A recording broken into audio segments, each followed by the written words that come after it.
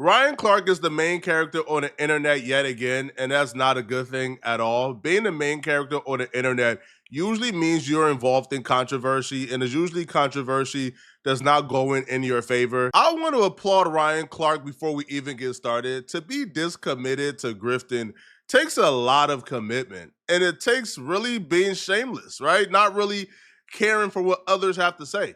Because Ryan Clark has displayed a true level of commitment to grifting that I don't think I've ever seen out of anyone on the internet. While everyone was watching Caitlin Clark hard foul Angel Reese last night, and then watching Angel Reese get up and lunge at Caitlin Clark trying to have an altercation, we was all thinking how competitive women basketball is becoming and how entertaining and dynamic and like this Caitlin Clark and Angel Reese rivalry is, bro. Bro, it's one of the best things in sport. It's amazing. While we was all enjoying the game of basketball, Ryan Clark was in the shadows scheming about how to make this thing a race thing, about how he could conjure up this weak narrative to get some Twitter points, to get some kudo points out of psychos on Twitter. After a long, hard night of thinking of a way to pander to Twitter and win over Twitter, Ryan Clark thought of an idea that I believe is cowardly, is kind of like the easy way out. He picked the easiest target on the internet, which is RG3. He decided he was going to target RG3 to essentially make RG3 the villain and to paint himself as some type of virtuous black advocate, which Ryan Clark to me is far from it, bruh. If Ryan Clark was truly a black activist, Ryan Clark podcast would be completely different. Ryan Clark wouldn't interview certain people who have pled guilty to victimizing black people.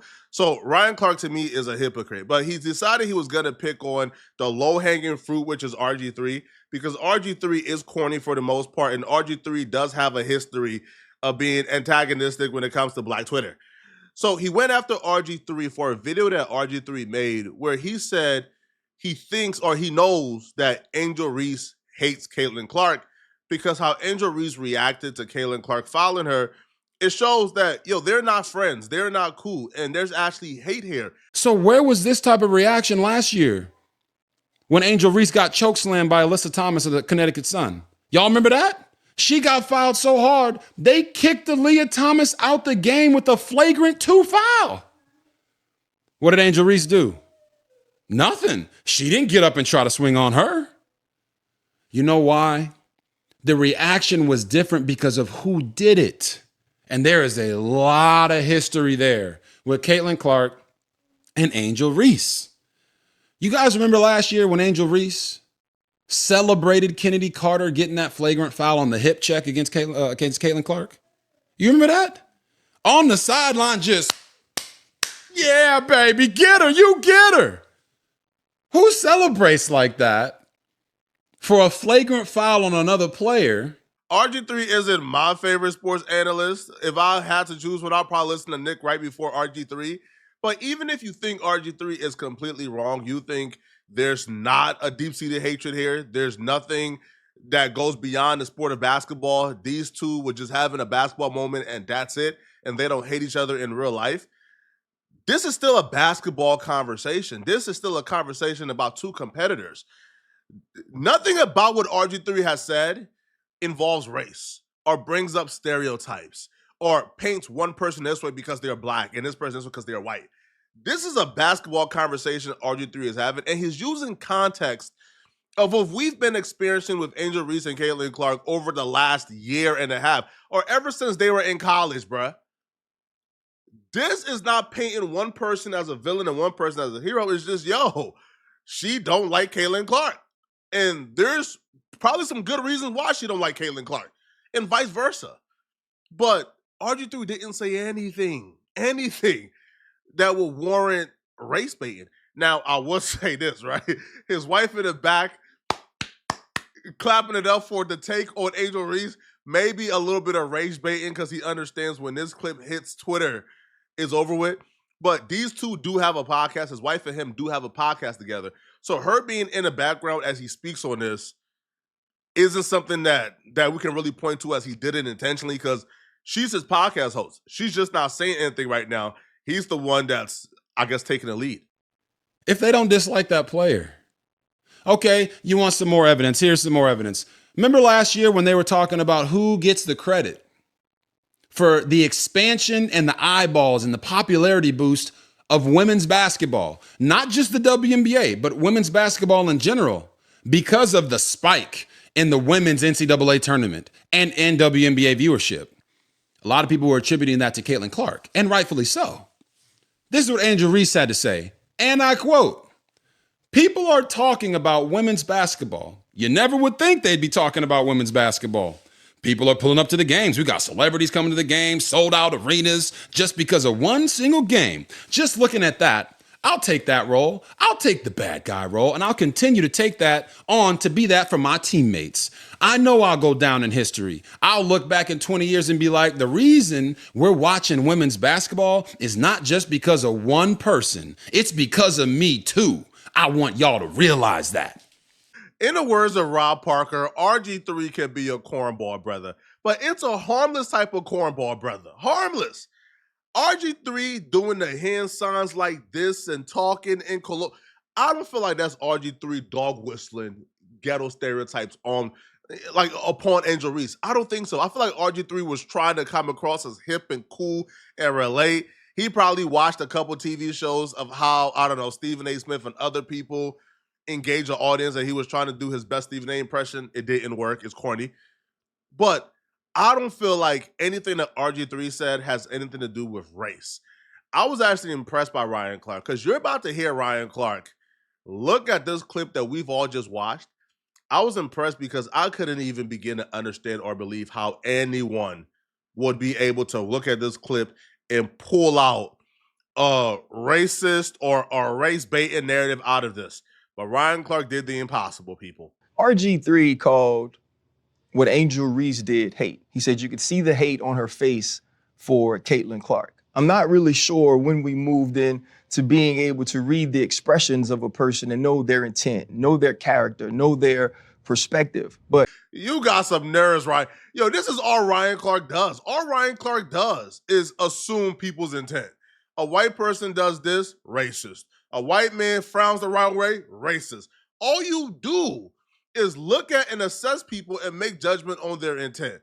So all of a sudden, RG3 can't do it. You're the only person who's able to look at people's mannerisms, look at their actions, look at their facial expressions, look at the context of the situation and assume their intent. He does understand hate because I think he also understands the hate of self. When you look at the play, which is all we can speak to as professionals, all we can speak to as analysts, Angel Reese pushed one of her teammates. Caitlin Clark had a hard foul, which is part of basketball. I feel like it was assessed correctly. And Angel Reese's reaction is the sort of reaction you get in a situation when you feel like you took an intentionally hard foul. That's competitiveness. That's rivalry. That's not hate. And so now, though, when RG3 jumps on to the hate train or to the angry train, and now follows along with what we saw from Keith Olbermann, what we saw from Dave Portnoy, as they poured on to Angel Reese to make her the villain in Caitlin Clark's heroic or hero story. Right. The one thing we know about RG3 is he's not having conversations at his home about what Black women have to endure in this country, about what young Black women and bro, can we just watch a basketball game, bro, and talk about the game? Oh my God. Ryan, we understand you're married to a Black woman, bro. Ryan, Black women are attractive. A lot of people are married to Black women. A lot of people want to be married to Black women. Black women are desired, bro. You like this isn't some type of bro, I sacrificed to marry Black. No, bro. A lot of people are married to Black women, bro. This man don't need to be married to a Black woman, bro. He's a former professional athlete. Nobody understands competitiveness more than RG3. No, almost nobody understands sports, understands the dynamic of being a superstar rookie. Nobody understands it more than RG3 as a sports analyst is looking at the context of two sports players, Angel Reese and Caitlin Clark, and he's making an analysis. And yo, Ryan Clark don't believe a word he's saying. I just want us to first just set that foundation. Ryan Clark don't believe a word he's saying. Ryan Clark understands there's value in being able to galvanize a community and being looked at as a spokesperson, a la Steven Jackson. When Steven Jackson with the George Floyd situation, Steven Jackson and his popularity soared by like 300%. When George Floyd family made Steven Jackson the spokesperson for them, Steven Jackson was able to achieve a different type of fame he didn't have, even after he played for like 15 years in the NBA. Ryan Clark understands that. Ryan Clark was trying to be the spokesperson for Black Twitter. He's trying to be the spokesperson for the super woke, super polarizing left. Ryan Clark, bro, you can give it a rest, homie. We just want to watch sports. Take this stuff to CNN or Fox News, bro. Leave it off our timelines, bro. Athletes like Angel Reese have had to deal with being on the opposite side of Caitlin Clark's rise and ascension into stardom. Now, when you look at it, I think A'ja Wilson is the face of the league. A'ja Wilson is the best player in the league. Caitlin Clark is the most important player in the WNBA. And a ton of her fandom has come along with some racial bias or some racial pieces to why people love her so much. And so now if you're RG3, when is the last time within your household you've had a conversation about what she's dealing with? You haven't been able to do that because in both of your marriages, you've been married to white women. You haven't had opportunities to have those conversations to educate you on what they're feeling, what Black women deal with, what they're seeing when they think of a young Angel Reese. And the whole time that he's mimicking Angel Reese and bobbing his head and moving his neck while he's doing this whole piece, his wife is in the back amening.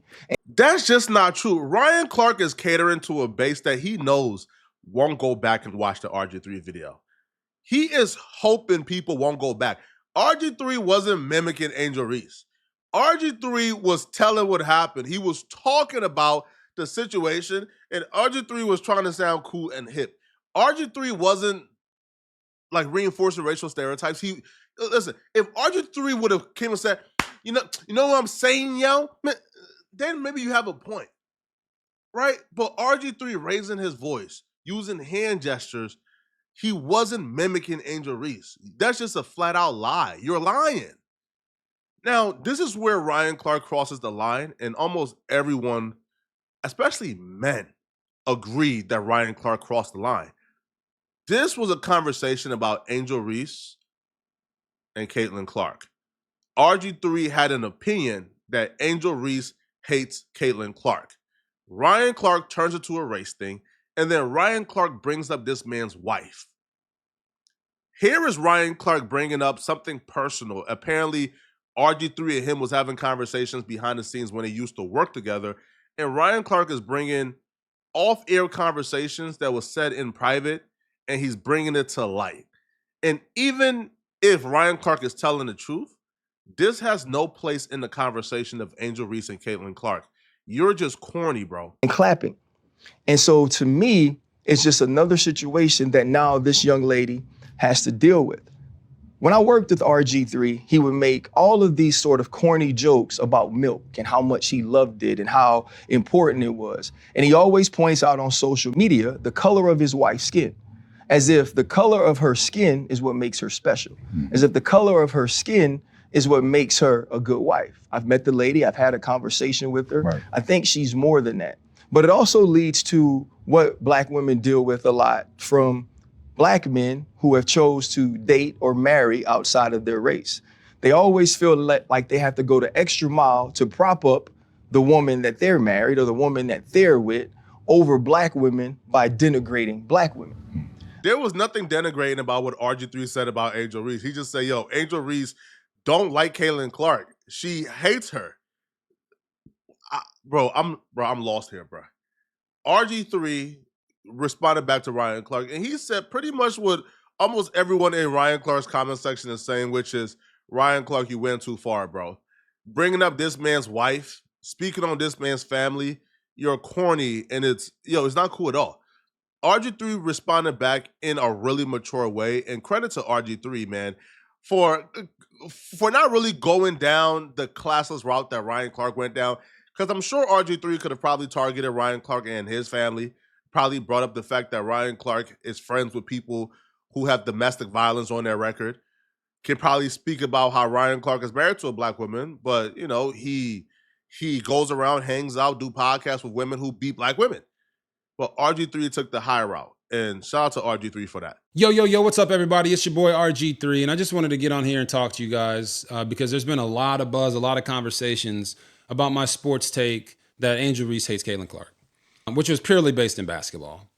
But I think all of you know there's a line in life that you just simply don't cross. Wives and children are always off limits, and Ryan Clark has sprinted past that line. Ryan Clark didn't like my sports take that Angel Reese hates Caitlin Clark. And that's fine. It's okay. It's part of the game. Sports media, I'm going to have an opinion. This person might not agree with it. That person might not agree with it.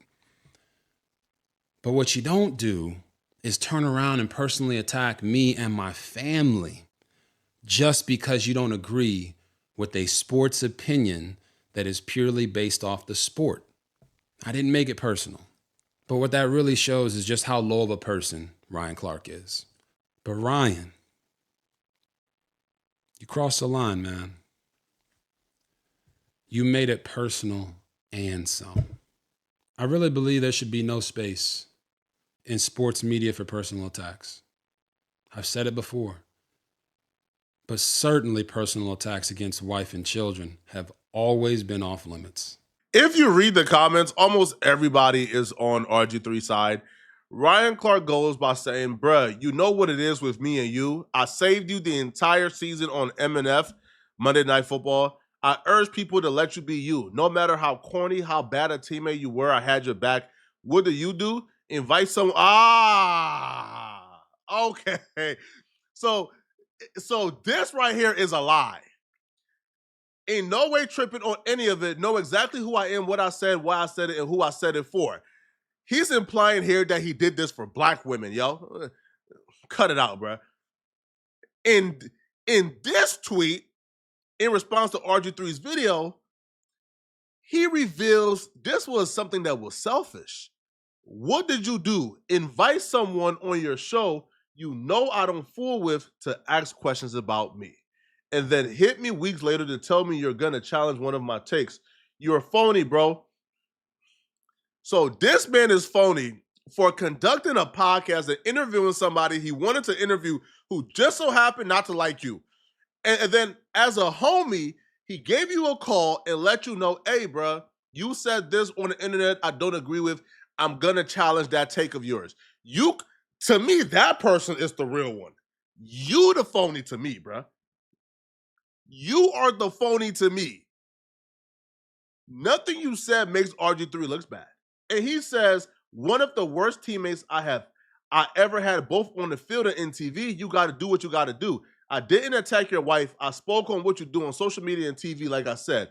I met your wife, and she seemed like a lovely lady that was worth more than the color of her skin. You be good, bruh. It's more disgusting to me that this was done for a personal reason. He did this thinking he was about to ether RG3 because he was still upset that RG3 interviewed somebody who he don't like. That's what this was all about. But just like before, when he did it with Andrew Schultz, he hides behind the, I want to protect black women narratives to try to go at somebody he don't like.